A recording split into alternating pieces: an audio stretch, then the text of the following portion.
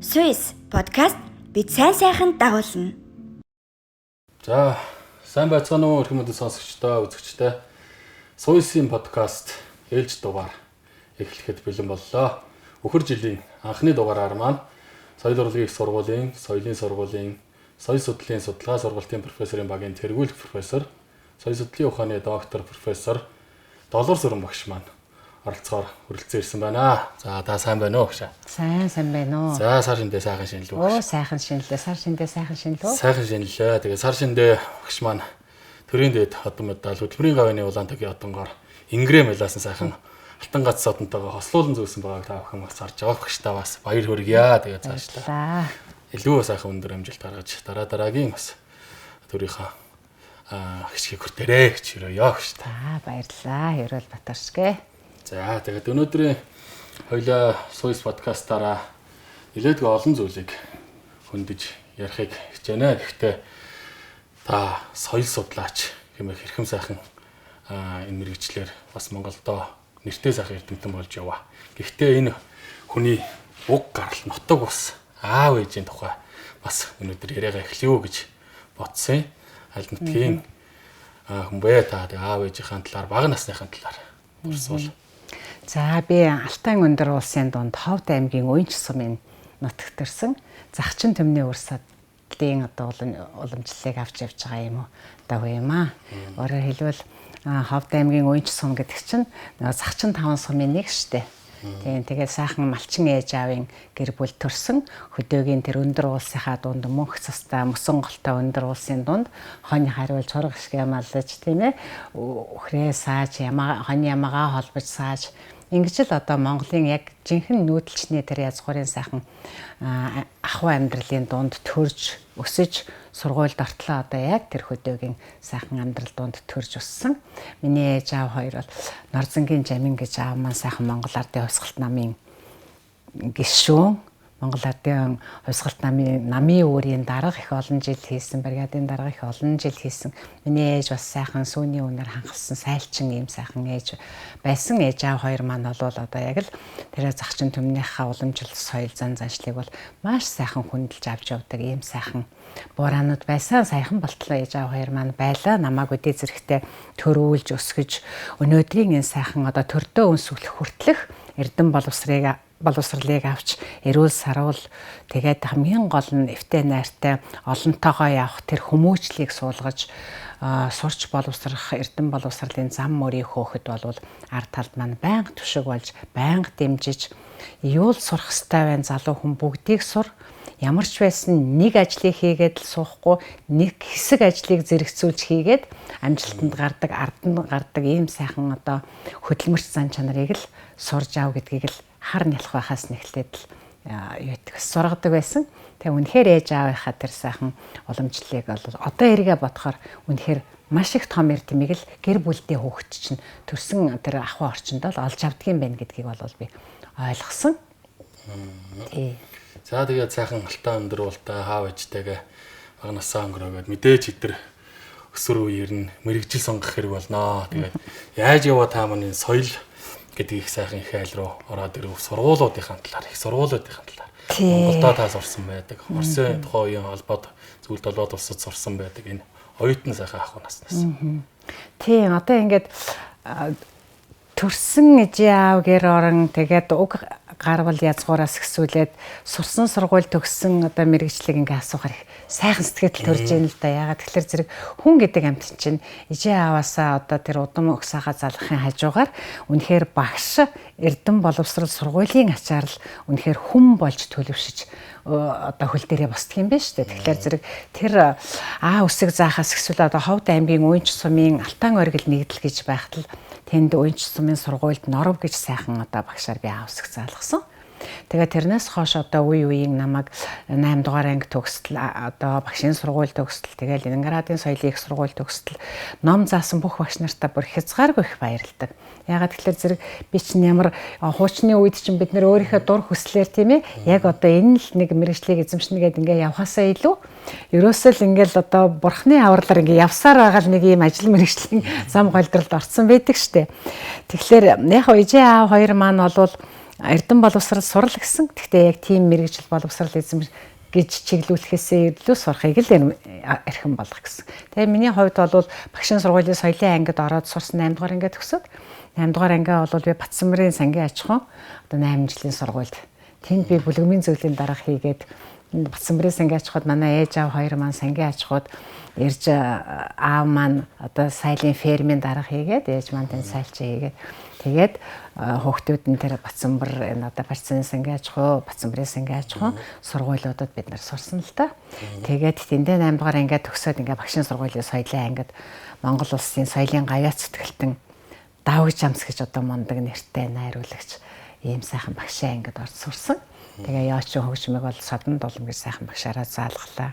За ингээ багшийн сургуулийн соёлын анги гэдэг бол үнэхээр намайг Монгол улсад одоо соёл урлагийн салбарт л одоо хоолоо олж идэх бүх одоо мэдлэг боловсролыг олгосон. За дараа нь төгсөөд Төв аймгийн соёлын хэлцэд одоо Зээнэм гэж мундаг дарга, соёлын хэлцээний дарга. Тэр Зээнэм даргын гар дээр очиж би 3 жил соёлын хэлцээний зааварлагч хийсэн. Ингэхдээ бол яг одоо хөдөөгийн соёлын амьдралыг яаж удирдах жолоодох тэр аргад суралцсан. Тэгэхээр тэнхимийн сургалт төгсөөд ажил дээр гарч одоо ажиллах хоёр бол үнэхээр яг онл практик хоёр хослсон ийм сайхан одоо амьдралын хэмнэлийг бий болгосон байдаг. Ингээ 3 жил ажиллаа тэгээд Ленинградын соёл урлагийн их сургуульд одоо дараагийнхаа боловсролыг эзэмших ийм сайхан боломж олдсон. Тэр үед чинь Монгол улсын соёлын яам одоо гадаад дотоод ихтэй сургуульд сургах тэр хүмүүсээ хүний нөөц их том бодлого байсан. Ерөөсөө соёл урлагийн салбарыг болвол ялангуяа Монгол ардын хувьсгалт нам тухайн үеийн төр зэсэг болвол хүний нөөцийн бодлогыг сайн авч явдаг юм байж одоо иргэд ботход. Тийм учраас сургуулийг амжилттай төгссөн ялангуяа ажлын практиктэр амжилттай ажиллаж байгаа залуучуудаа болвол ингээд 3 жил 4 жил ажиллаулаад дараагийнх нь боловсрол эзэмшүүлэх ийм одоо бодлого явдаг гэсэн. Тэгээд Төв аймгийн соёлын хэлтсийн дарга одоо Зээнэм дарга маань 1986 онд чинь ардын улс хувьсгалын 60 жилийн тэр ардын урлагийн их наадам гэж болж ирсэн. Тэр ардын урлагийн их наадамда би чинь яочин тоглодог байсан.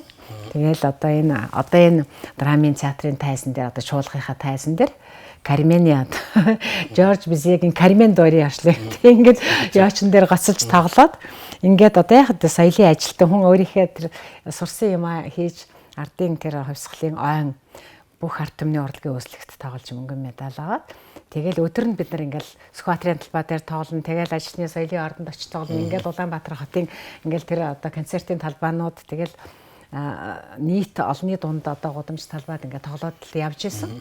Тэгсэн Зээнэм дарга маань нэг өглөө намайг за маргааш өглөө эрт хоёлаа юмд явна л гэсэн. Тэгэл дагаал явсаа хаа явахыг ч мэдэхгүй. Тэгсэн соёлын яам руу очсон нэг даргал нэг юм асуусан тэгснэ наашаа эргээд л хөгжим бүчгийн сургууль руу орсон. За одоо ийшээ орно.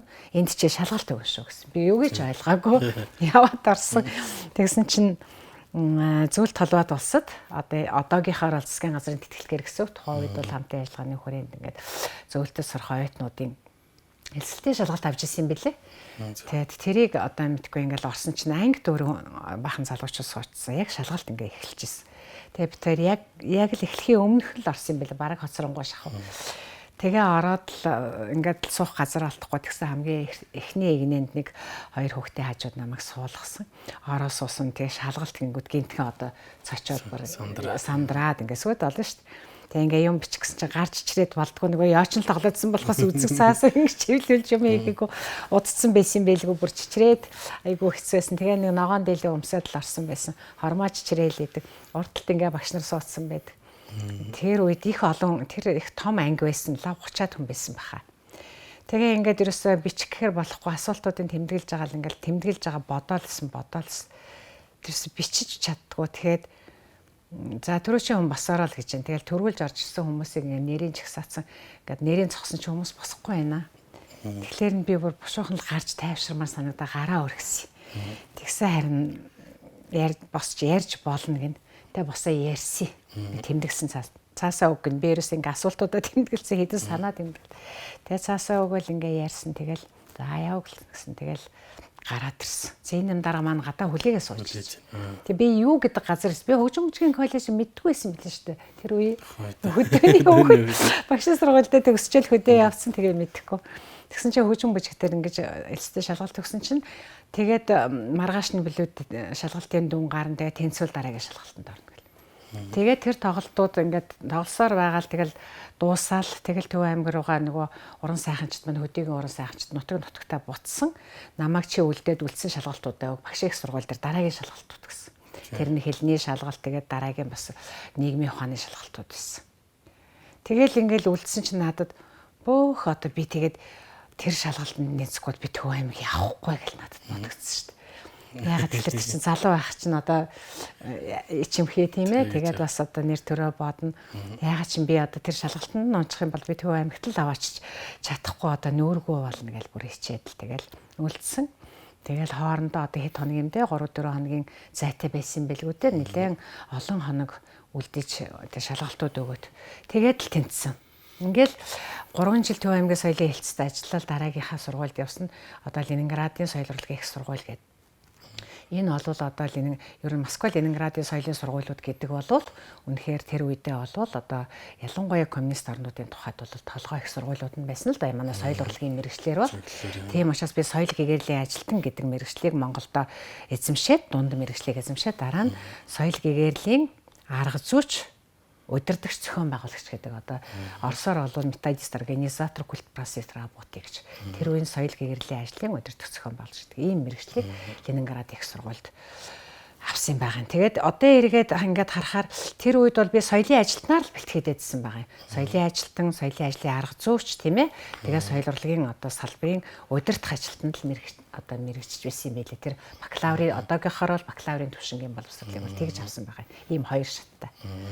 Тэгэл төгсч ирээд л яг би ерөөсөө эвлийн төв орон дэргэд Монгол улсад залуучдын соёлын төв гэж байгуулна гэж ийм одоо проект хэрэгжижсэн. Тэгээ эвлийн төв орон тэр дэргэд бол залуучдын соёлын төвийн ашиглалтын өмнөх захиргаа гэж байсан. Тэнд би одоо Ленинградын залуучдын соёлын төвийн захирал байсан Молотов гэж одоо тийм мундаг хүн Монгол урилгаар ирсэн. Тэр хүний орчуулагч хийгээд тэр хүний одоо удирдлагаар тэр Монгол улсын залуучдын соёлын төв ямар бүтэц зохион байгуулалттай байх вэ гэдгийг л хийсэн. Ингээд тэгээ залуучдын соёлын төвийг 1985 86 оны ашиглалтын өмнөх 86 87 онд ашиглалтын өмнөх захиргаанд ажиллаад яг одоо эхлээл цас чихэр гэж даргана. Тэгээ Молдов гэж мэргэжилтэн тэгээд нэг нэгтлэнтэй ингээд бид 4 хүн л байсан. Эвлийн төв хараан дээр нэг өрөөнд конторлдог. Тэгээ энд бол одоо яг нөгөө сурсан мэдснэ Монгол улсад залуучуудын одоо соёлын байгууллагыг үүсгэх тэр ажил дээр ажилласан. Ингээд энэ болтол би судлаач байгаагүй. Дандаа л одоо удирдах зохион байгуулах тэр тал дээр илүү их одоо чиглэж ажиллаж байсан. Тэгээ залуучдын соёлын төв ингээд дөрөвлөхнөө бид нэр эхлээд тэгээ 87 оны 8 сар залуучдын соёлын төв нээлттэй хийсэн. Тэгээ нээлттэй хийхэд бол бид нар одоо 200 гаруй хүнтэй ингээд 9 хэлтэс тасагтай их том залуучдын соёлын төвийг нээсэн. Одоогийн тэр усан бассейнтай ингээд одоо бол нийслэлийн хүүхд залуучдын төв байгаа тэр шүү дээ. Тэр бол тухайн үедээ бол маш сайхан юм том ордон. Залуучуудын одоо чөлөө цагт зохион байгуулах соёл олон түмний ажлыг зохион байгуулдаг. Ийм одоо байгууллага би тэнд соёлын хэлтсийн дараагаар ажилласан байна. Зөв. За тэгээд сайхан оюутан насаараа маш гоё аяллаа. Сая бүр дотор орцсон явж байна гэсэн тийм. Тэгээд соёл гэгэрлийн ажилтан гэдгээр мэрэгшээд ажиллаад тэгээ явандаа багш оногч том судлаач болтлоо. Ингэж Монголын соёл судлалд зүтгэлээ шүү дээ. Тэгэхээр зэрэг Монголын соёл судлалын энэ шинжлэх ухааны зөвхөн Монголын гэлтгүүдээр ихэд соёл судлалын шинжлэх ухааны энэ хөгжлийн одоо хаанаас эхлээд яваа. Тэгээ Монголд хизээд орж ирв. Та хэдийд энэ соёл судлал гэдэг шинжлэх ухаантай хутгалдаад өнөөдрийн хэмжээнд хүртлээ явж байна. Би сайндаа соёл судлаач болоогүй. Яасан гэхлээр залуучдын соёлын төвчөө ерөөсө өдөр шөнөгөө буужгандаг. Тэнд ч одоо ерөөсө өдөр болгон орой болгон дискотек одоо диско клуб гэдэг юм чинь Монголд бол анх удаа залуучдын соёлын төвд байгуулагдсан шүү дээ. Тэгэхээр чин тэр чин 1987, 88, 89 он гэдэг чинь 3 жил ерөөсө тэр цоо шинэ байгуулагдсан залуучдын соёлын төвд диско клуб байгуулад тэнд анхны одоо загвар өмсгчдийн тэр одоо юу гэж чинь тэнд анх удаа одоо анхных нь загвар өмсгчдийн уралдааныг улсын уралдааныг зохион байгуулдаг. Тэнд чинь 7 хоногт 2-3 удаа өдөр ингээд тэнд дискотек болдог. Тэгээд залуу уран бүтээлчдийн одоо сонирхчдын клубүүдийг одоо кино сонирхчдын клуб, марк сонирхчдын клуб тийм ээ. Залуу зохиолчдын клуб гэл ингээд айгу гоё ийм залуучууд өөрөөр хэлбэл олон улсын жишгээ дэлхийн олон улсад одоо хүмүүсийн чөлөө цагийг яаж зохион байгуулдаг юм бэ гэхээр сонирхогчдын хүмүүсийн үүсгэл санаачлага дээр тийм ээ ард түмний одоо өргөн олны хүсэл сонирхол дээр тулгуурласан хүмүүсийн дуртай юмд нь хүмүүсийг чиглүүлж өгдөг ийм одоо сонирхчдын клубээр дамжуулж хүмүүс соён гэгэрүүлэх тийм ээ соёлыг эзэмшүүлэх тэгээд үндэсний болоод дэлхийн соёлыг одоо өөрийнхөө ард түмэнд хүргэж авчирж өгөх энэ ажлыг бол хийдэг байсан. Ерөөсө өдөр шөнөгүй ажилладаг байсан. Тэгээд тэр үе чинь жоохон хүүхэд маань сургуульд орж исэн. Тэгэл өдөр шөнөгүй тэр ажлыг хийн, өглөө ирээл ажилдаа шөнө 12 гэж яхад дискотек дуусч ээж, байгууллага хааж ээж, тэр жижүүрийнхээ ажлыг хийж ээж. Тэгээд доороо олон одоо хүмүүсийг бас удирддаг байсан болохоор би өөрөө залуу байсан болохоор би дарга гээ явчихдаггүй. Яг л одоо өөрийнхөө тэр хилцсэн, өөрийнхөө тэр багийн хүмүүстэйгээ хамт тэр ажлыг бүгдийг хийдэг байсан. Инхээр ч одоо гэрээсээ хөөгдөх гээл гэрээсээ тойрхоо авчих гээл ерөөсөө асуудлууд их ургасан. Тэр чи одоо асуудлууд их урган шүү дээ. Дандаа эмэгтэй хүн гэрээ эзэхтэй тэгэл гэртээ одоо бараа нь харагдахгүй тэгэл шөн дунд дандаа л орж ирээд хахаар чинь ямар олиг байхад тийм ээ. Тэгээ 3 жил ажиллаад байжсэн. Тэгтээ би ажиллаа айгуу дуртай. Би тэгжил хүн ер нь ингэж л ажиллах ёстой юм байна гэдэгт ажиллаад хийх ёстой гэдэг ганцхан ойлголттой. Ийм л байсан. Тэгсэн харин нэг өдөр ажилдаа явжсэн чинь тэр үед бол Монгол улсын соёлын яамны сайд одоо энэ Сэнд Аюуш гэж хүн нэг одоо хутамдын 46 дугаар шуудангийн салбарын урд яг зам хөндлөн гарах гэж таарсан юм аа. Тэгээ сайн байна уу хүмүүс гэдэг. Тэгээ Сэнд Аюуш сайдыг би сайд байх үед нь хойно сурсан. Тэгээ би чинь Ленинград сурахтаа бас гайгүй сайн сурсан. Одоо онц сурж төгссөн оюутнуудын нэг байсан. Тийм гэхдээ улаан дипломтой төгсөөгүй л дээ тэр нэг бас нэг хичээл дээр билүү сайнтай. Тэгтэл одоо онц сурсан гээл тухайн үед намайг хөөрөгдөл би ч тэгж сурсан юм байх л гэж боддог л байсан. Тэгээд ингээд сайн ажиллана л гэдэг ойлголттой байсан чинь хүмүүс чи нэг соёлын яам дээр тэр юунд явж очиод одоо боловсон хүчний хэлц гэж байсан юм. Чи тэр боловсон хүчний хэлц дээр явж очиод нэг уулзаатахаараа гэдгсэн. Тэгээ яах юм бол гэсэн чинь ингээд Монгол улсад соёл урлаг судлалын шинжилгээний байгууллага үүсэж байгаа шүү. Тэгээ бид нар гадаад дотоодод ингээд олигтой төгссөн бас сайн ажиллах тэгээд жоохон ном эрдэм хийчихээр ийм залуучуудаа цуглуулж тэнд одоо шинжилгээний байгууллага үүсгэн байгуулах гэж байгаа. Очоод уулзаадах гэдгсэн. Тэгээ би сайн ч ойлгоогүй тэр эргэсэн цагт л гүгээд очисон.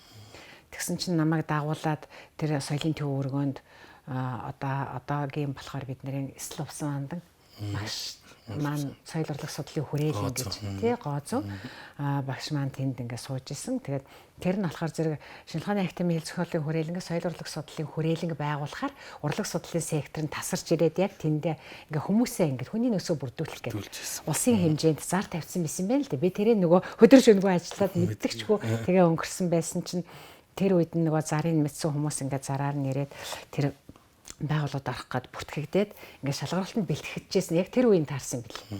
Тэгээ би шалгалт аванч гэж мэдгүй. Тэгээд нэг гой сайхан өндөр нүдний шилтэй юм гоё дарга ингээд хүлээж аваад тэгээд ийм байгууллага ингээд одоо байгуулагч байгаа энд ингээд ном эрдэм үздэг ном эрдэм дуртай залуучуудыг ингээд ажиллуулна.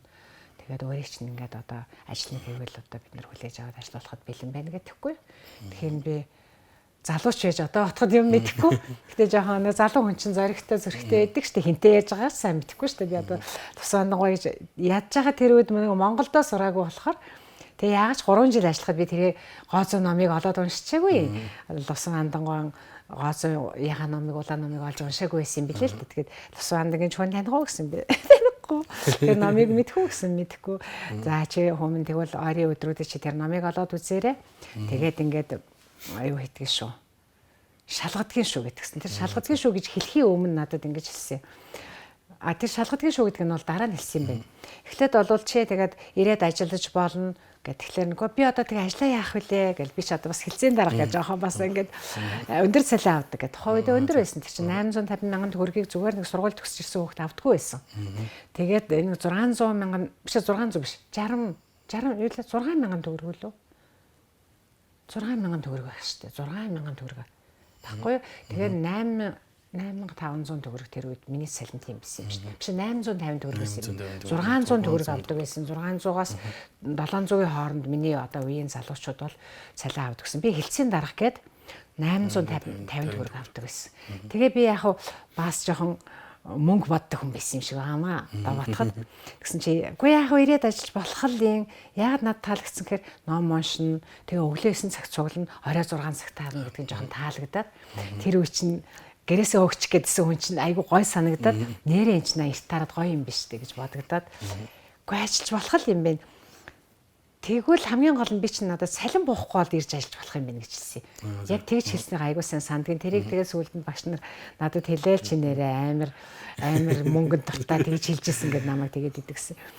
Тэгсэн чинь одоо салин бас одоо болохгүй байх тал дээр бас анхаарч болно шүү дээ гэж надад яг хэлсэн. Тэгэнгүүт нь би гэртээ очиод гэрийнхэнтэйгээ зөвлөөд ажил дээр очисон чинь төвийн захирал маань тэгсэн. Чи орныхоо хүнийг авцар тавьчихад яв. Явж болно. Гэхдээ чамд чи орны хүнээ өөрөө олж өгөх гэсэн. Тэгсэн чи би яг багшийн сургуулийн соёлын анги төгссөн Сүхэ гэж залуу байсан. Соёлын аим соёлын эрдлийн кабинетийн эрхлэгч гэдэг. Сүхэг чи энэ тэлцэн дараагаар ирэх үү би одоо ингээд өөр газар ажиллах боллоо гэж Сүхэд хамгийн түрүүнд хэлсэн. Яамд ажиллаж байгаагүй юм чинь. Би бас амьдаа сайн хүн аваачиж өгөх гэдэг чинь. Гэсэн чинь гана чинь бас сонирхолтой санал байна. Болох л ингээд тэггүй. Тэгэхээр нь биста маргааш нь захирал дээр давхиж араа. Би орныхаа хүнийг олчлоо. Яамд ажилтдаг юм хүн ажиллая гэж байна гэлээ. Тэгсэн чинь за тэгвэл явж болно. Тэр хүнээ авчирж уулзлаа. Тэгээ эргэтэй ч хүү юм харин тэр чинь болох юм байна. Хөөхнүүд та нар чи одоо бас гэр орон гэл ингээд иддэг. Тэгээс Сүхэгээ авчиж уулзалчаад би өөр ястан нэрэ. Нөгөө тэр Лувсан ханд ингээд сахилтаагаа уулзах гэж дахиад ирсэн чинь өөрөө байхгүй нарийн бичгэн байж байна. Тэгэхээр зэрэг би хэлсэн. За би танаа хүрээлэн ингээ орж ажиллаж болохоор боллоо. Гэхдээ миний салинг болохгүйгээр тушаал гаргавал би одоо ингээ ажиллаа өгчөөд ирэх гэж байна. Би орныхоо үнийг олоод өгцөө. Тэгээ 2 сарын 1-ээс чөлөө эднээс чөлөө яг 2 сар л байсан. Тэгээд 2 сарын 15-наас чөлөө миний тушаалга гаргачаарэ гэж захиралдаа хэлчихээрээ. Би ажиллаа өгчөөд ирэх. Явчихгүй юу? Тэгэл яваал очиод шууд нөгөө ажиллаа хүлээлцэл өгөөл бүр дуусчаад нөгөө хэлсэн өдрөө өөрийнхөө хэлсэн өөртөө өдөр тоглоод тушаал гаргах. Хүрээд ирсэн чинь харин нөгөө захирал чинь гөө хүн минь шалгалт байгууллага гэдэг чинь дотоод журмаараа шалгалт авдаг шүү дээ. Тэгсэн чинь миний урд алгаараа цагаад байгаа шүү. Одоо би яах юм бэ тэгээ шалгалт. Тэгсэн чинь за одоо ингээд шалгалт зарласан байж байгаа. Одоо 3 хоногийн дараа ч гэдэг л шалгалтанд орноо. Үгүй тэгээ би одоо тэндээ ажиллаа өгсөн шүү дээ. Тэр хамаагүй. Тэгээ чи одоо ажиллаа өгсөн юм чи шалгалтаа л өг. Тэг би тэнцэхгүй бол хана гэж хэлж чадахгүй тэгээ дотроо бөө шаналгаа. За өмнө чи энэ өдрүүд ийм ном уншаарай гэсэн намайг. Тэгээ улсын төв номын санал өгөөгээд татсан чинь тэр гооцоо ном байгаагүй маа. Тэгээ хаанаас унших юм бол гэсэн чинь Мойсийн номын санал өгөөд татсан байна. Тэгээ гооцоо номыг олоод уншлаа, бусад номнуудаа уншлаа. Нэг 2 өдөр номын санал суугаа уншчаа. 3 дахь өдрийнх нь өглөө. Нэг өглөө биш ч өдөр нэг хитэн цагаас 12-оос чөлөө шалгалт аавна гэсэн. Нэгээс чөлөө. Тэгээ яг тэр шалгалт авах цаг тэр өглөө тэр аягүй сайн өдөр байсан юм шиг үлээ. Миний нэг төрсөн дүүгийн хурин болдог. Тэгээд дүү маань өглөө 10 цагаас чөлөө хурмын ордондоо би том их чинь юм чинь тэнд бас байхгүй болохгүй. Тэгээл нэг гой дээлээ өмсчөөл нөгөө дүүгийнхаа хурмын юм арай хийж бошуух нэг ордонлоо оруулчаал шалгалтын цагаас баг хосорсноо яасан дахиад нэг амьсгаа дээгүүр юм хүрээл гэсэн чинь хүмүүс орсон шалгалтанд сууж. Баасаас нөгөө нэг жоохон хэдэн минутын хоцролтоо дахиад орлоо. Уршаа суул гэж чинь дахиад нөгөө хамгийн урд ингээ суучлаа. Ингээ 4-5 хүн суудсан. Тэгэл нэг хэдэн асуулт ингээ суулуулт юм байна. Сууллаа ингээ харсан чинь үгүй нэг нь миний уншсан ном дээр байгаа мэдлэгч байх шиг нэг нь баг зүгээр ярьчмаарч юм шиг миний нөгөө ажил мэргэжилд ойрхон. Тэгээ ингээ суулаа хөлс гойчод болдгоо нөгөө гүүхсээр ирсэн чинь хөлсөө харчаад суугаад байсан. Тэгж жагаад л ярьж болох бол гэсэн чи яар гэж байна. Тэр нь басаад л ярьчлаа. Бас нэг урт ногоон дээлтэй. Ярьлаа тэгэл ярьж ярьчихаал тэгэл бошоохон гарлаа. Гарсан чинь за явж болно 3 хоногийн дараа шалгалтын чинь дүүн гарна гэж. Тэгэл над тэр шалгалт малгалж бодож байгаа юм байхгүй. Бошоохон нэг 20 угаа тавьчих. Тэгээд 3 хоногийн дараа хүрээд ирсэн чинь 2 хүн авсан. Тэр чинь нэлээд олон хүн байсан, 20 гаруй хүн байсан. 2 хүний хүрээлэнд авсан. Тэрний нэг нь би байсан. Тэгээ би маш их баярлсан. Ингээд би ерөөсө за ном уншдаг л ажилд орлоо гэж ойлгосон. Ерөөс сайн төсөөлөхгүй. Тэгээд нэг тэдний өглөө ажилдаа тэдэн цагт ирээрэй л гэсэн. Ирсэн чинь л ингээд нэг 3 хүн байсан баха. Ороод ирлээд энэ өрөөнд суун, тэр ширээнд суун л гэж байна. Ингээ харсан нөгөө хүмүүс маань ингээд нэг хандлуугаа хараад ингээ суудсан. хандлуугаа ингээ өөдөөдөөс одоо ингээ хараа суудаг үстэй бид нар чинь. Тэр хүмүүс ингээ хандлуугаа хараа суудсан. Тэг би энэ яадаг юм болоо гэж хараа суулаа. Эргэж хармаар санагдал ингэж хармаар тэгээд нөгөө хүмүүс юус хөдлөхгүй ингээ суугаад байгаа. Би суугаалсан чи сүүлдээ би хөшлөө, нойр хүрлээ. Үгүй ямар хэцүү би ямар ажилд орчихоо. Нөгөө нэг бужигнсан ажилтаа байсан. Нэг өглөөнөөс агуулж шүндөл болтол бужигндаг ажиллаас чи ингээ нэг ийм ажилд хүрээд. Үй чин шал уйтгартай ч юм уу ямар. Тэгээд тэр хүмүүс ингээ гараа явахта хөлөө бүр сэмхэн алхаад гарна. Ороод ирэхдээ сэмхэн алхаж ирээ суuna. Уу надад тэр айгуу сонир санагчсан. Айгуу тийм уйтгартай. Тэгээд ийм шинжлэх ухаан гэдэг чинь ийм одоо нам гүм орчинд ингэж нам тайван сууж, өстө навсаатлаас сууж, тийм ээ? Чөмгөө дундартал сууж иж бүтээл хийдэг. Тэгж одоо бясалгаж байж, тийм ээ? Бодол санаа цэгцэрч байж, тэгжээж бодлого ханжиж бичдэг. Тийм ээ? Академик ямар ч эмоцгүй, тийм ээ? Шинжлэх ухааны одоо яг одоо сэтгэлгээний төвшинж бүтээж байж, бүтээл төрдөг. Ийм бүр өстө эрс өөр хөдөлмөр байсныг ойлгосон. Ингээд соён гэгэрүүлэх ажлаас одоо соёлыг судалдаг ажилд болоод шилжиж орж ирсэн тийм. За тэгэхээр байгаа өгшийнхаа саний ярианаас ингээд залуучуудтай хандаад хэлэхэд ерөнхийдөө тэр соёлыг судлана судлаач байна гэдээ яриасаа эхэллээ. Яг энэ үргэлжлүүлээд би бас багшаасаа асуумаар байна л. Тэгээ залуучууд маань сонирхож магадгүй судлаач болъё гэж зорж байгаа залуучууд. Судлаач гэж хүм хин юм бэ гэд бодож байгаа залуучуудад таандаа тэр судлаач хүний нэг цөөхөн хамгийн чухал ур чадвар ер нь юу байх хэвээр. Тий. Ерөөсө судлаач гэж хэм бэ? Одоо би анх орж ирэхдээ энэ тухай ерөөсө бодоочгүй надад хинч хэлээг байсан байхгүй. Би бол яг шинжлэх ухааны практикаар л одоо соёл урлаг судлалынхаа хүрээлэнгийн гал тоогонд чанагдаж одоо хажуугийнхаа тэр эрдэмтдээс тэр залуу эрдэмтэн тэр одоо буурал Ахмад настай эрдэмтдээс яг өөрсдийнх нь биеэр үзүүлж байгаа үлгэрээс л суралцсан.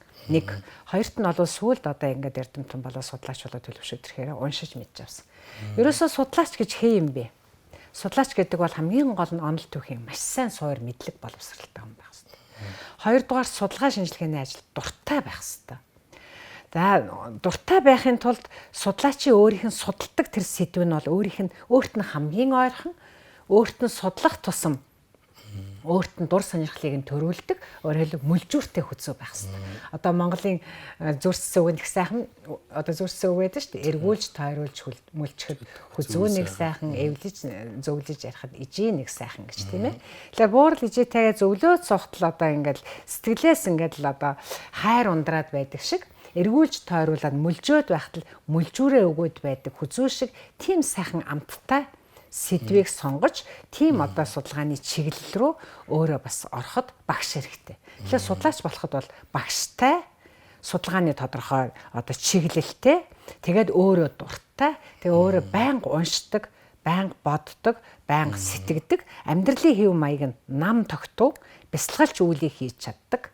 Гэхдээ өвөрмөцөөр сэтгэж чаддаг. Хүнийг хуулдаггүй, бусдыг дуурайдаггүй, тийм ээ? Тийм өөрийн гэсэн одоо аяндаа сайн уншаад байхаар өөрийн гэсэн үзэл баримтал тогтчихдог. Өөрийн гэсэн байр суурь аяндаа бүрэлдээд ирдэг. Ийм л юм л та. За тэгэхээр дахиад багш тэр саний ярьж байгаа дээр нь залуучуудаа л хандаад хэлмээр байна л да. Одоо ерөнхийдөө сүүлийн үед залуучууд маань яг судалгаа, соёл судлал гэдгийг төдийлөн бас ойлгохгүй байх шиг байна. Мэдээж энэ ойлгоход хүн болгон зүгээр шууд бодоод ойлгочдөг тийм бас сэдв бас биш тийм ээ. Шинжлэх ухаанд. Тэгэхээр зэрэг энэ соёл судлалын шинжлэх ухааныг бас сонирхоод өв соёл энэ дотроо соёл судлалын шинжлэх ухаанд зөвхөн өв соёл гэлтгүй шүү тийм ээ. Орчин үеийн соёл маш олон төрлийн соёлын төрөл зүйл бүтцүүд байж байгаа. Тэр болгоноос яг саний багшийн хэлдгээр тэр өөрийн сонирхож байгаа тэр сэдвээ бас хайж болоод соёлоо бас судалцгаагаарай гэж залуучуудаа уриалмаар байна. Тэгэж гэмээр бас саний багшийн хэлж байгаа. Тэр олон сайхан хүний дотоод мөн чанар, хүний тэр өөрийгөө таньж ойлгох, өөрийгөө таньж ойлгосон хүн соёл судлалаар дамжуулаад яг одоо багшийн үндсэн мэргэжил шүү дээ. Энэ соён гэгэрүүлэх чиглэл рүүгээ явдгаа. Энэ ард иргэдээ соён гэгэрүүлэхийн үйлс рүү ингэж дараагийн алхам болдог. Тэгэхээр зэрэг залуучуудыг бас соёлоо судалж таньж ойлгоцгоогоорой. Тэгээд энэ манай далуур сүрэн багштай ирээд уулзаад ингээд олон чиглэлээр бас зөвлөгөө авахд манай багш бол маш их нээлттэй хүн байгаа шүү гэдгийг бас энэ ташрамд хэлчихье. За тэгээд та их олон чиглэлээр соёлын чиглэлээр судалгаа хийсэн. Яг таны энэ бүтээлүүдийг та бол өөрөө хувьдаа яаж ангилах вэ? Ер нь маш олон чиглэлээр хийсэн шүү дээ. Тийм. Тэгэхээр энэ судалгааны чиглэлүүд их олон чиглэлээр яагаад ажиллах болсон гэхлээр ер нь шинжилгээ гэдэг чинь өөр асар том даалаа шүү дээ. Мэдлэгийн асар том даалаа. Соёл судлал гэдэг бол олон шинжилгээний мэдлэгийг өөртөө одоо агуулсан, олон шинжилгээний арга туршлагыг өөртөө бас авч хуримтлуулсан. Тэгтээ өөрийн гэсэн өвөрмөц одоо арга зүйтэй, өөрийн гэсэн өвөрмөц үзэл онолтой ийм одоо шинжилгээний мэдлэгийн нэг ийм харьцангуй бие даасан ийм салбар болж өгсөн байдаг. Өөрөөр хэлбэл соёлыг судалдаг шинжилгээ буюу соёлын тухай шинжилгээ гэж одоо дэлхийн дахинд бол нэрлэгдэж байна л да. Монгол хэлээр орчуулахдаа бид нар бол соёл судлал гэж ингэж орчуулсан байж байгаа. Тэгэхээр энэ соёлыг судалдаг шинжилгээ бол одоо 100 гаруй жилийн түүхтэй. Тэ шинжилгээ өндөр хөгжсөн улс орнуудад бол одоо философийн мэдлэгийн хүрээнд л одоо философич эхлээл соёл гэж юу вэ гэж философич эхлээл тэгэл соёлын онол философи. За тэгээ соёлын түүхийн мэдлэг тийм ээ. Тэгээ соёлын нийгэм соёлын антропологийн мэдлэг. За тэгээ соёлын одоо социолог тийм ээ. Гэт ингээд л соёлын менежмент маркетинг гэдэг ингээд соёл судлалч өөрөө дотроо яг бусад шинжилгаануудын нэгэн адил суур бас хавсрах хэрэглээний төвшингийн ийм одоо хоёр талтай ийм мэдлэгийг бүтээсэн. Тэгээ олон одоо салбар чиглэл болж хөгжсөн ийм мэдлэгийн том уурхай байхгүй да. Тийм учраас соёл судлалыг Монголд хөгжүүлэхэд бол тийм олон одоо мэрэгчсэн эрдэмтэд байгаагүй тэр цаг үед л одоо миний би энэ одоо шинжилгааныг хөгжүүлэх энэ соёл урлаг судлалынхаа хүрээлэнд энэ үүргийг хүлээж орж ирсэн байна л да тухайн үед юугаач мэдэхгүй залуучууд. Тэгэхээр тэр соёл урлаг судлалын хүрээлэнд орж ажиллаж байсан л усан андангой тэргүүтээ энэ шинжилгээний академик институт ямар бодлогоор байгуулагдсан гэхээр Монгол улстай соёлыг судалдаг шинжилгаан, урлагийг судалдаг шинжилгаан гэдэг энэ одоо шинжилгээний чиглэлүүдийг бий болгоод энэ чиглэл нь өөрөө Монгол улсын шинжилгаанд өөрийн индекстэй болоод тэгээд анхныхаа одоо соёл судлаач, урлаг судлаач эрдэмтдийг Монголдо бэлтгэж эхэлсэн. Ер нь бол 1960-аад оноос эхлээл оюунгаагаас эхсүүлээд л одоо Эренчин самбуу багш гэл тийм ээ, Цэрэн дорж багш гэл Москвад одоо зөвлөлтөдсөн коммунист намын дээд сургуулийн дэрэгдэх нийгмийн ухааны институтад очиж урлаг судлалаар эрдмийн зэрэг хамгаалсан байдаг. Тэгвэл Монгол улсад соёл урлаг судлалаар одоо хамгаалсан анхны эрдэмтдүүд бол Бадрах доктор байж гэн, Сүлтэмгой байж гэн гэдэг ингээд энэ одоо эрдэмтд бол Монгол улстай соёл урлаг судлал гэхээс илүү нийгэм хүмүүнлэгийн шинжилгээний хүрээнд бол хамгаалсан байдаг. Харин 1900 одоо 90-ад онд соёл урлаг судлалын хүрээлэн одоо ингэж бие дааж шинжилгээний байгууллага болж төлөвшснөөс хойш бол соёл урлаг судлалыг одоо эрдэмтдийг төрүүлдэг ийм индекстэй болгоод урлагийн үндэсний их сургууль дээр бол анхны зөвлөлийг байгуулсан байдаг. Энэ бол 1992-аас 94 оны хооронд байгуулагдсан урлагийн үндэсний их сургууль. Тухайн үед бол Баатар цогц сайд гэж байсан. Одоо анхны захирал нь байсан. Тэгээд залгуулад Бадрах одоо захирал маань аваад энэ үед бол манай Энвшгва Бачулунга гэд манай хоёр одоо бураа эрдэмтэн маань одоо урлаг судлалын докторууд маань яг энэ одоо урлаг судлалынхаа хүрээлэн дээр ажиллаад тэгээд соёл урлаг судлалынхаа хүрээлэн дээр анхны одоо бас Монголда хамгаалсан эрдэмтдийн нэг болсон. Тэгээд 1990-ад оны ихээр Монгол улсын дээд боловсрол шинжилгээний тогтолцоо бүхэлдээ одоо Монголын нийгмийн систем бүхэлдээ өөрчлөгдлөө шүү дээ. Энэ өөрчлөлтийн үед бол Монгол улсад соёл судлалын ухаанаар эрдмийн зэрэг хамгаалуулах, урлаг судлалын ухаанаар эрдмийн зэрэг хамгаалуулах одоо зөвлөл нь бий болоод одоо суйс дээр ингээд анхны PhD бакалавр, мастер, докторын 3 одоо шатлсан сургалтын энэ одоо систем бүрэлдсэн. Энэ системийн хүрээнд анхны соёл судлалын магистр тийм ээ бакалавр, магистр, докторыг одоо сургадаг боллоо ш. Тэдний нэг нь л одоо та нар маань байгаа шүү дээ тийм ээ. Ингээд Монгол улсад бол өнөөдөр бол одоо соёл судлалаар сурсан олон зуун одоо бакалавр оюутнууд байна.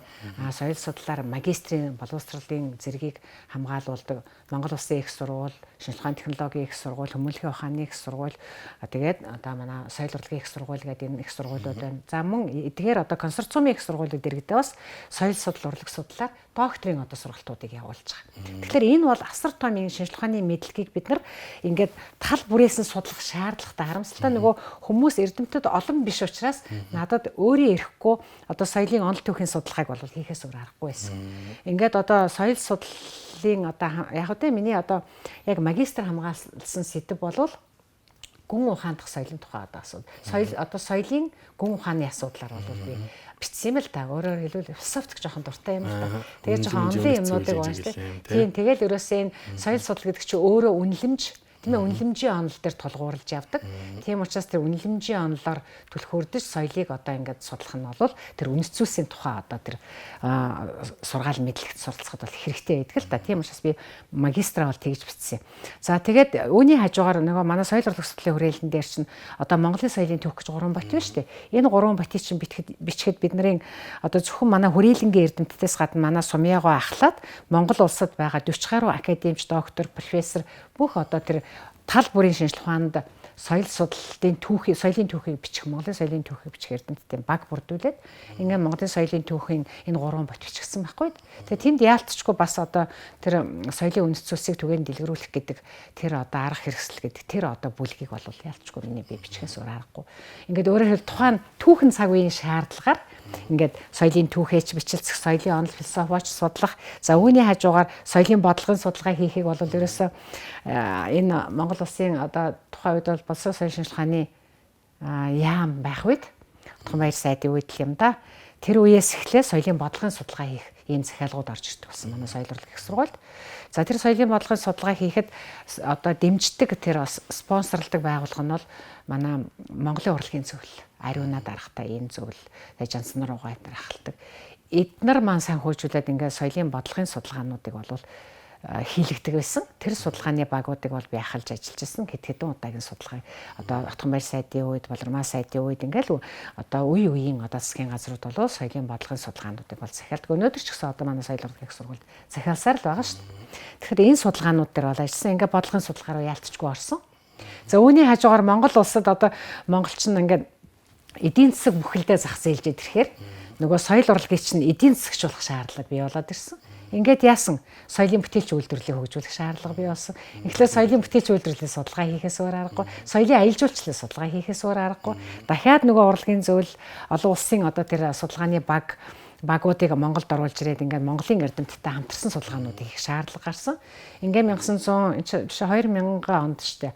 2005 онд тийм ээ. 2005 онд төв болон зүүн өмнөд одоо Азийн соёлын аялал жуулчлалын их том олон улсын форум зохион байгуулсан. Энэ соёлын аялал жуулчлалын форумыг угтсан үндэсний хэмжээний Монгол улсад соёлын аялал жуулчлалыг хөгжүүлэх нөхцөл боломж гэдэг үндэсний хэмжээний судалгааг захиалсан. Тэр судалгааны багийг би ахалж ажилласан. Ингээд тэр одоо судалгааны үр дүнгээр бол Монгол улсад соёлын аялал жуулчлалыг хөгжүүлэх нөхцөл боломж байна уу? Байвал яаж хөгжүүлэх үү гэдэг ийм асуудлууд дэвшигдсэн. Тэгээд тэр одоо төв болон зүүн өмнөд Азийн соёлын аялал жуулчлалын олон улсын зөвлөгөөнийг Чингис зочд бодолд бид нар хийжсэн. Тэгээ үндсэн хэлтгэлийн одоо би тэр багийг ахалж яснараа тавьсан. Манай судалгааны баг бол Монгол улсын баруун, зүүн, төвийн бүсд тийм ээ. Өөрөөр хэлбэл аялал жуулчлалын нөгөө үндсэн бүс нутгууд байгаа шүү дээ. Тэнд ингээд одоо манай Баяраагш, манай Мөнхтуул тийм ээ. Тэгэл одоо манай хүрээлэнд ажиллаж исэн миний шав Миндэ тийм ингээд бид нар баг болоод л энэ судалгаа хийсэндээ тэгээд л Монгол улсын соёлын аялал жуулчлалын өөрөөр хэлбэл соёлоо мэддэг. Тэгээ хэлний одоо сайн одоо боловсралтай. Тэгээд Монголынхаа үндэсний соёлыг гадаадын жуулчдад ямар нэгэн асуудалгүйгээр дамжуулах ийм соён гэрүүлэгч мэрэгчлээ хэрэгтэй юм байна гэсэн дүгнэлт гарсан. Тийм учраас Монгол улсад бол аялал жуулчлал яг хувийн хвшлийн нуруунд дээр хэдийгээр төр одоо Монгол улсын тэр үеч бол эвлийн төвөрөний залуу одоо дэргэд бол энэ одоо аялал жуулчлалын товчоо нэргөө дарахтаа тийм ээ. Энэ одоо залуучууд гэдэг үлээ тийм аялал жуулчлалын. Энэ одоо байгууллага анх байгуулагдаад жуулчин ингээд байгуулагдаад тэгээ зах зээлийн нийгэм ингээд үсээд эхлэнгүүт тэг ганцхан одоо төрийн дэрэгдэх хэвлийн залуучуудын дэрэгдэхтэй жуулчин компани бол хангалттай биш болоод ингээ хувийн хвшлээс аялал жуулчлалын компаниуд кемпүүд асар олноор бий болохоор Монгол улсад соёлын аялал жуулчлалын одоо энэ индастри гэж нэрлэж шүү дээ. Одоо энэ үйлдвэрлэлийг тийм ээ бүтээлч аялал жуулчлалын энэ үйлдвэрлэлийг бий болгох бол нөхцөл боломжнд бол байна. Дид бүтсэн бол байна. Хүний нөөцийг бэлтгэх шаардлагатай гэж үзээд тэгээд одоо өөрийн чинь мэрэгсэн, өөрийн чинь төгссөн Монгол улсын соёлын аялал жуулчлалын мэрэгчлэлтэн бол анх бид нар ингэ санаачилж гаргаж ирсэн байхгүй юу. Тэгэхээр чинь би мундагтай биш. Угаасаа надад оногдсон одоо үүрэг нь байсан учраас нөгөө Эрдэнэт хааны оюунгайг яагаад оюунгай ийм олон 10 жүжиг бичээд ийм олон 10 жүжиг найруулад тэгээ ийм олон 10 орчуулга хийгээд тэгээ бас жүжигийн зохиол бичээд ирсэн юм бэ гэдэг. Тэгээд гайхдаг штэ бид нар Монгол улсын одоо энэ чинь эрдэмтэн, зохиолч, найруулагч, оюун гэдэг штэ. Яг тэр шиг соёл судлал бол миний нуруунд дээр яг тэр оюунгад оногдсон үүрэг шиг миний нуруунд дээр бол ганц миний ч биш л те одоо бидний үеийн эрдэмтэн судлаачид манай соёл урлагийн их сургуулийн соёл урлаг судлалын хүрээлэнгийн эрдэмтэн судлаач багш нарын бидний нуруунд дээр ийм үүрэг оногдсон байхгүй юу. Тийм учраас одоо соёлын онол философийн чиглэлээр нь судалгаа хийх, соёлын түүхээр нь судалгаа хийх, тийм ээ соён гэгээр үйл ажиллагаан дээр нь судалгаа хийх, ялангуяа Монголын нийгмийг соён гэгэрүүлэх үйл ажиллагааны тэр шин чиг хандлага дээр судалгаа хийх. Өөрөөр соёлыг эдийн засагчулж, соёлоор дамжуулж бүтээлч үйлдвэрлэлийг хөгжүүлэх, аялал жуулчлалыг хөгжүүлэх. Энэ тал дээр олон улсынхан жишгийг судлаад Монголын төрд ямар бодлогоор яаж Монголын соёлын аялал жуулч, соёлын бүтээлч үйлдвэрлэлийг хөгжүүлэх вэ гэдэг. Энэ одоо бодлогын зөвлөмжийг гаргаж ирэхийн тулд судалгаануудыг бол хийсэн байгаа. Энэ бүхэн чи яалтчгүй соёл судлалыг ийм олон чиглэлээр хөгжүүлэх боломжийг бүрдүүлж өгсөн байхгүй юу? Тий. За тэгээд багш маань ярьж байгаа судалгааны чиглэлүүд бол ер нь бол дээжээс нь ярих шиг боллоо. Цаашлаа ингээ задраа яваад байвал маш их юм байгаа. Ам бүлгийн арга бүлгийн шүтэлцээгээ сайхан бас бүтээл багштай байж байгаа. Тэр Монгол соёлын бол ба уламжлалын талаар үнэнхүү нандин зүйлсийг тэр бүтээлдээ бас тосгож өгсөн байж байгаа. Тэгээд одоо язгуур өв соёлын чиглэлийн бас олон төрлийн судалгаанууд багш маань хийсэн байгаа. За ингээд сүүлийн битүүрээр ярилцах цаг маань бас нэлээд хэтрээ явчлаа. Сүүлийнхээ асуултыг өгч та. Тэгээд ер нь бол орчин үед залуучууд маш их гадны соёлыг дахин шүтэж гин гэх юм уу да нэг талдаа нөгөө талдаа одоо өөрийнхөө язгуур уламжлал гэдэг зүйлийг мартаж гээж гин. За зарим нь бол бүр үл өшөөж гин. Зарим нь бол баг хатуухан хэлэхэд үзий ядах шинжир үгүй энэ тийм эвгүй нөхцөл байдлууд үүсээд байна л. Тэгэхээр зэргийн залуучуудаа би бол одоо багшийнхаа хамгийн отхон шорон дөрийн нэг Монгол үндэсний соёлын дархлаа гэдэг сэдвээр багшаараа удирдуулаад бас докторийн зэрэг хамгаалаад ингээ залуучуудаа бас Монгол өв соёлоо бас түгээх гээд ингээ явж байгаа. Яг ингээ залуу хүний үүднээс яг өөрийн насны залуучууд болон тэрнээс доош үеийн залуучуудыг харахад надад бол тийм мэдрэмж төрдөг заримдаа айх шиг. Тэгэхээр зэрэг тийм хэмжээнд очиж байгаа энэ залуучуудаа бас яг соёл судлаач эрдэмтэн хүний хувьд та нэг захиж хэлэх үг байвал. Гот байлгүй яах. Тийм тэгэхээр би бол ингэж харддаг юм а яг судлаач хүний тэгээд бас багш хүний ч одоо сэтгэл юм баха да. Ер нь өнөөдрийн залуучуудыг бол буруутгахын аргагүй. Би бол одоо тэр өөрийнхөө соёлыг мэдэхгүй байгаа. Өөрийнхөө соёлыг одоо ингээд ойшоохгүй байгаа. Зарим талаар одоо үзий ядах гэж тэр шах гэж өөрөө хэлж штэ.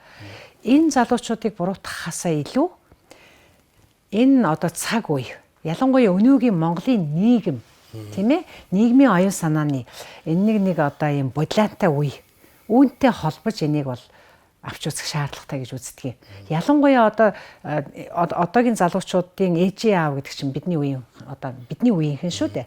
Тэгэхээр бидний үеийнхний бас буруу байгаа. Жишээл би өөрөө нэг буруутных нэг өөрөө би. Жишээл би одоо өөрийнхөө хүүхдийг жишээл би өөрөө Оросд сургууль төгссөн, Орос Европын соёлыг шүтдэг одоо тийм л тухайн үеийн одоо шүтэн бишрэгч нэг байсан шүү дээ. Тэгэхээр би өөрийнхөө хүүхдийг яаж сурах гэсэн гэхээр Орос цэцэрлэгт оргуулад бүр багаас нь. Тэгээд Орос сургуулиар сургаад ингээд би Оросд одоо академик боловсрол эзэмшүүлнэ гэж бэлдчихэд л замаасаа нөгөө Орос сургуулийн хүүхэд маань би Америкт сурна гэдэг ингээд. Өөрөө ингээд англи хэл рүү явсаар байгаад Америк руу аппликейшн бичсээр байгаад тэгээ өөрөө өөртөө сургуулиалаа манай хүүхдээ явчихж байгаа байхгүй. Тэгэхээр миний хүүхд чи яасан Монгол цэцэрлэгт явсангүй, Монгол сургуульд сурсангүй тийм үү? Тэгээд ингээд Монгол их сургуулиа мэргэжил эзэмшсэнгүй ингээ гараа явчихж байгаа зү. Тэгэхээр миний буруу. Энэ бол миний буруу. Бидний одоо ээжийн аавын буруу болоо явчихж байгаа юм л да. Гэтэл би тэр бурууга ингээ мэдээд хүүхдээ аргамчих гээд байхад гараас ингээд мултраал ингээ үүрнээсээ шуу шиг лээсээ явчихж байгаа. Тэгэхээр энэ одоо хэний буруу вэ гэх тээ. Энд буруутан хайхаас илүү бид нар одоо ийм л цаг үед амьдарч байна. Бид одоо ингэж одоо өөрийнхөө соёл уламжлалыг яалтчгүй ингээд хүүхдээ гараасаа алдаал тавьж байгаа шиг өөрийнхөө соёл уламжлалыг ингээл мултлал алдчихж байгаа юм. Тэгэхээр энэ болвол одоо бид нар ингэж алдж байгаагаа мэдэж байгаа, ойлгож байгаа учраас өнөөдөр бол уламжлалын талаар маш их ярьж байна. Тэгээд залуучууд маань ч гэсэн бүгдээрээ биш л дээ. Дийлэнх олонх нь бол үнэхээр монголоороо гоёё, монголоороо байя, монгол соёл уламжлалаа дээдлэе гэсэн ийм сайхан одоо ориглон сэтгэлээр бас ингээд одоо монгол дээлээ өмсөөд эхлэхээсээ ахуулаад л тийм ээ монгол хэлээрээ сайхан цэвэр ариу ярих гэж бид нар сургууль төгсөөд ирэхдээ орсоор аяг их ярьдаг байсан. Тэр орсоор ярьдаг байсныг бол тухайн үед бол Энэ нэг маягдлсан юм. Энэ нэг одоо Орос сургууль төгссөнээр гайхуулах гэсэн юм гэж бид нарыг одоо хүмүүс буруутгах байсан. А би одоо яг өөр дээрээ ингээд аваад үсгээр би тухайн үед яагаад одоо Орос үгээ хэлцдэг байсан бэ гэхэлэр ерөөсөө хүн залуу байхдаа гадны соёлыг өөртөө ингээд өөрөмшүүлээд авахаар тэр оюун санааныхын цаад бүр үгт нь тэр кодлогдчихдаг юм байна.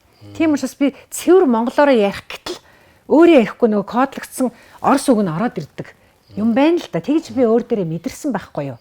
Тэгэхээр яг түүн лугаа адил өнөөдөр одоо энэ англиар ингээд олон үгнүүдийг монгол хэл дотроо ингээд авч яваад хэлэгдээд байгаа нь би энэ залуучуудыг бас одоо буруутгахаас илүү нөгөө англи хэлийг илүү төлхөө сураад ирэхээр кодлогдчихж байгаа байхгүй. Цаад одоо дархлааныхын системд ингээд бүр байраа эзэлчихэж штэ. Энэ бол нэг талаараа сайн нөгөө талаараа муу. Яагаад сайн гэхлээр зэрэг бусдын соёлд суралцах нь бол өөрийнхөө соёлыг мэдрэх, өөрийнхөө соёлд суралцахад, өөрийнхөө соёлын сайхныг олж харахад бас харьцуулах боломжийг бий болгож байгаа. Тэр утгаараа бол би монгол хүн шүү гэдэг ухамсар нь илүү сэргэхэд хэрэгтэй. Яагаад гэхлээр соёл гэдэг бол өөр амьд организм. Шпеглер хэлсэн байдаг. Тэр Закат Европи гэдэг бүтээлдээ соёл бол амьд организм юм а гэж. Яагаад соёл амьд организм гэхлээр соёл бидний одоо мах цуснд бүр шингээд удмын санд маань ингээд өөрийн соёлын генетический код буюу соёлын код бидний оюун санаа ухамсарт ингээд шингэсэн байгаа шүү дээ. Тэгэхээр тэр мэдээлэл маань бидний одоо үр удамд заалгадаг. Тэгэхээр би өөрийнхөө амьдралын практикаас ингээд харж хагаад би өөрөө ингээд хүүхдээ Орос цэцэрлэг сургуулиар дамжуулж хагаад Америк сургууль руу алдчихад одоо эргээд би охиноо ингээд эргээд харахад одоо миний охин ч одоо 28 эсвэл одоо 30 төгсөж байгаа хүүхэд илүү сайн монголоороо ярина. Монголоороо илүү сайхан бичнэ. Тэгээ илүү одоо ямар нэгэн маяггүйгээр монгол хэлээрээ ярих гэн өөрийнхөө хүүхдийг монгол хэл соёлтон сурах гэдэг ийм эрмэлзэлтэй байна. Тэр монгол хэл соёл цэцэрлэг сургуулиар сураагүй хүүхд.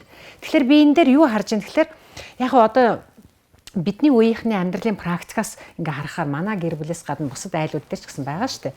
Тэгэхээр энэ хүүхдүүдээр юу харагч байна гэхээр айл болохоор одоо монгол ахуйд нь аваачч хүүхдээ одоо малт одоо морь унаал сургах юмсан хураг ишгтэй ишгээр тоглуулах юмсан тийм ээ сайхан монгол гэрт ингээд очиж хонж өнжөөд сайхан монгол мал одоо малаа хариулаад явж байгаа малчин хүүхдүүдтэй ингээд хамт хүүхдээ ингээд малд явуулах юмсан гэсэн ийм юмыг ярьж штэ өнөөдөр манай хүргэн одоо охин хоёр эдгээр чинь бол 30 хүрээгүй залуучууд ингэж ярьж байгаа нөгөө дандаа Орос сургуулиар явсан манай хүргэн ч бас тийм. Тэгээд би энэ залуучуудыг ингээд одоо ингээ хараад одоо манай 2Z дээр ингээ харахаар би бол буруутгахгүй байгаа. Ер нь бол тэр удмын санд нь суудсан сайн ген гэдэг бол дараагийнхаа сайн удмын санг болвол төрүүлээд явд юм байна. Тэгэхээр соёл гэдэг өөрөө амьд организм учраас тэр ген бол удамшаад явдаг юм байна. Тэгэхээр гаднаас нь харахад одоо хэн нэгэн өөр хувцастай, өөр хоолтой, тийм ээ, кимчийн дуртаач байдаг юм уу, тийм ээ, ундаан дуртаач байдаг юм уу, одоо өөр юу байдгийг, тийм ээ, тийм хэрэглээтэй ч гэсэн өөрийнхөө унган язгуур тэр одоо үнэт зүйл нь бол сэтгэлийнх нь мохорт, бүр одоо тэр бахархлынх нь уг шигт өөрийн чинь одоо бичдэг ярьдаг дархлаа нь байд юм бэ. Соёлын дархлаа бол гүндээ бол байд юм байна гэж би харж байгаа. Гэхдээ бид нар гээд одоо сэтгэл бол тайвширч болохгүй. Бид нар ялангуяа судлаачид, ялангуяа багш нар бид нар яах ёстой гэхээр өөрийнхөө үр удмаас ихсүүлээ, өөрийнхөө гэр хавхан амьдралаас ихсүүлээд өөрсдийнхөө шавнараар дамжуулаад Монгол байх. Ирээдүйн сайн Монгол одоо хүнийг, сайн Монгол хүний удмын санг бий болгоход бол бид нар сурган хүмүүжүүлэх, соён гэгэрүүлэх ажлаа бол маш сайн хийх хэрэгтэй. Тэрний тулд бидний сургалтын арга зүй, тийм ээ, бидний боловсролын систем өөрөө сайн болох хэрэгтэй гэж л би бодож байгаа. Тийм болохоор зэрэг өнөөдөр энэ бол соёлын тэр генетический кодыг дамжуулах тэр арга зүйг бид нар боловсруулах шаардлагатай. За маш дэлгэрэнгүй ярилцлага боллоо. Тэгээд багшаа маань саний ярианаас тавхан нэлээдгүй олон зүйлийг ойлгосон баха. Тэгээд саяхан бас Монгол улс маань 20-30 жилийн дараа соёлын яамтай боллоо. Соёлын яамд маань бас соён гэгэрлийн хэлтэс газартаа болсон. Одоо яг одоо багшаа маань яг унган мэрэгжил тийм ээ соён гэгэрлийн. Тэгээ энэ бол одоо тухайн тэр соёлын яам нэг ялангуяа тэр соён гэгэрлийн газарт бас яг мэрэгжлийн хүмүүсийн хувьд за миний хувьд бол маш их ихтгэл найдвар одоо тавьж байгаа. Одоо зөвхөн энэ Улаанбаатар хотын залуучууд гэлтгүй Монгол орондоо яриа байгаа. Ард түмнээ бас соён гэгэрүүлнэ гэдэг маань ард түмнээ бол харанхуй мунхаг гэж хэлж байгаа биш яхаа. Энэ бол илүү их олон төрлийн мэдээллээр хангах тухай асуудал байгаа. Илүү их хуучныг мартсан зүйлсийг эргүүл сануулгах тухай асуудал байгаа баха гэж ойлгож байгаа шүү дээ тийм ээ. Би энэ дэр нэг инээтэй юм хэлчихв. Инээтэй ч гэдэг яг хүмүүс сонсоход бас сонирн байж магадгүй. Соён гэгэрүүлэх гэдгийг би өөрийнхөө ажил мэргэжлийг шөмжилсөн шүү дээ. 90-ад онд нөгөө арчил лид ингээл божигнж авах үед. Тэгээ миний нэг битсэн өгүүл байдгийг жижигхэн. Соён гэгэрэл гэдэг нэрнээсээ л 3 цагт явсан. Тэр миний хамгийн анхны соёл төгсгөлийн хүрээлэн нөгөө юугаач ойлгоогүй байхдаа миний битсэн юм л да. Тэгээ би соёл гэрлийн мэрэгчлэн өөрөө төгссөн. Тэгээ соёл гэрлийн ажил ингээ хөдөө аймагт 3 жил хийсэн аймгийн захиргаанд. Тийм ээ. Тэгээд дараа нь ингээ залуучдын соёлын төвд 3 жил бас хэлцээний дарга хийсэн, соёлын хэлцээний дарга. Тэгээ ингээд 90-ад он гараад ингээд нөгөө систем бүхэлдээ өөрчлөгдөөд дэлхийн оюун санааны одоо энэ нэг хөгжил чинь хурдтай ороод ирэхэд би нөгөө миний үнэт зүйлсэд өөрчлөлт гарсан. Юу гэхээр зэрэг үгүй яагаад энэ хүн амд заавал ингээд хүн амыг заавал яагаад соён гэгэрүүлэх хэрэгтэй юм бэ? Хүн чинь өөрөө гэгэрэх хэрэгтэй юм шүү дээ. Хүн өөрөө өөрийнхөө үнэт зүйлсийг өөрөө бий болгох хэрэгтэй юм биш үү? Тэгэхээр хүнийг энэ нийгмийг соён гэгэрүүлэх гэдэг чинь буруу юм байна гэж ухаарсан байхгүй тухай үед. Тэгээд яагаад заавал нэг үзэл сурталыг яагаад заавал ийм байх хэвээр тийм байх хэвээр гэдэг ийм хатуу ийм хэмжээг номлох хэвээр юм бэ энэ буруу юм байна гэдэг. Нөгөө плюрализм миний оюун санааг эзэмдээд ирсэн чинь би өөрөө ирэхгүй олон ургалт санаанууд ингээ ороод ирэхээр тэр дундаа төөрч гисэн байхгүй. Тэгээд тэндээс төрсэн өвүүлээ байдгийн. Тэгсэн чинь одоо би эргээд ингээд одоо энэ өнөөдрийн энэ оюун санааны өндөрлөгөөс эргээд тэрийг харахаар энд юу харагдаж байна гэхээр нийгмиг тэр үед бол тэр бодол санаа бас зөв байж. А гэтэл өнөөдөр бол нийгмиг чухам соён гэгэрүүлэх шаардлагатай нь эргээд бий болж байгаа байхгүй. Тэгэхээр энд одоо ингээд тэр социалист коммунист ёс суртахууныг номлох, соён гэгэрүүлэх тийм ээ. Социалист хэм хэмжээнд, социалист аж төрөх ёсыг номлож бид нар соён гэгэрүүлдэг байсан шүү дээ. Социалист нийгмийн үед. Тэгвэл тэрнээс татгалзах хэрэгтэй гэж би тэрийг биччихэж л дээ. А тэгвэл одоо ардчилсан зах зээлийн нийгэм ороод ирсэн чинь олон урьгалч үзлийг уралдуулад тийм ээ олон ингээд үзэл санаа олон үзэл номлол тийм ээ олон шинжлэх ухааны онолууд уралдаад ирсэн чинь өнөөдрөөс дэлхийн оюун санаа бол бүхэлдээ ингээд зад тавиад тийм ээ мэдлэгийн асар их бум одоо төрөлтүүд бий болоод ингээд ирэнгүүт яг хөө эрдэмтэй боловсралтай нэгнүүд нь шүүн тунгаах чадвартай учраас тэндээс авахыхаа аваад гэхээгээд чадчихэв. Гэтэл нийт одоо хар масс гэж нэрлэдэг шүү дээ улс төрийн онолоороо бол тийм ээ масс буюу олон нийт маань энэ их мэдээллийн одоо тэр буум болсон төрөлтөнд яаж ийнү төөрч шүү дээ. Тэгэхээр энэ нийгмийн оюун санааны энэ төөрөгдлөөс гаргахад бол чухамхүү нийгмийг соён гэгэрүүлэх шаардлагатай болж байгаа. Тэгэхээр энэ цаг үеийн ирсэн учраас өнөөдөр Монгол улсад бол соёлын яамыг байгуулж байгаа нь маш зөв. Соёлын яамд соён гэгэрүүлэх газрыг байгуулж байгаа нь бүр туйлаас зөв. Ганцхан одоо нийгэмд ингээд институцийг бий болгочихж байгаа юм чинь одоо энэ ажлаа хийх л үлдчихэж байгаа юм. Өөрөөр хэлбэл Монголын нийгмийн оюун санааг юунд чиглүүлэх вэ? Тэ хинд юу одоо заах уу, сурах уу, хүмүүжүүлэх үү тийм ээ? Хинд ямар мэдээллийг ямар доозоор авчиж өгөөд хэнийг бүтээх үү? Ирээдүйн тийм ээ ирээдүйн одоо залуучуудыг хэнийг бүтээх юм. Тэгэхээр энэ соён гэгэрлийн бодлого энэ соён гэгэрлийн онолынх нь концепц бол маш тодорхой байх хэрэгтэй. Үүний тулд л одоо энэ соёлын яамны энэ одоо үйл ажиллагаа энэ соёлын бодлогын концепц маш тодорхой болох хэрэгтэй. Өнөөдөр төрөөс баримталж байгаа соёлын бодлого Монгол Улсын соёлын тухай хуулийг бол шинжлэх шаардлагатай. Ер нь бол соёлын тухай хууль 1996 онд ардын их хурлаар ороод батлагдсанаас хойш тийм ээ төрөөс баримтлах соёлын бодлого 2. Одоо ингээ 10 гаруй удаа өөрчлөгдөж ирлээ шүү дээ. Энэ бол 1990-ад онд одоо коммунист дэглэм нуруу унаад ардчилсан зах зээлийн одоо нийгмийн систем ингээд орж ирээд өнөөдрийн хүртэл 30-аад жил ингээ явлаа. Энэ бол одоо шилжилтийн үе явж байгаа юм. А шилжилтийн үе одоо ингээ дуусах хэвээр. 30-аад жил гэдэг бол оюун санааны хувьд бол дараагийн нийгмийн систем өөрийнхөө голдролд орох тэр одоо боломжийг бүрдүүлэх юм хугацаа. Шилжилтийн энэ үе бол ингээд одоо дуусах юм бол дараагийн одоо шилжсэн шинэ нийгмийн оюун санааны тэр одоо систем ямар концепцээр, ямар үзэл баримтлалаар, ямар хууль эрх зүйн орчинд ямар бодлогыг яаж хэрэгжүүлэх юм гэдэг тэр эрх зүйн орчин бол бүрдэлдэг хэвээр. Өнөөдөр соёлын яам бол энэ дээр л ажиллах байх. Ажиллаж байгаа л да. Тийм.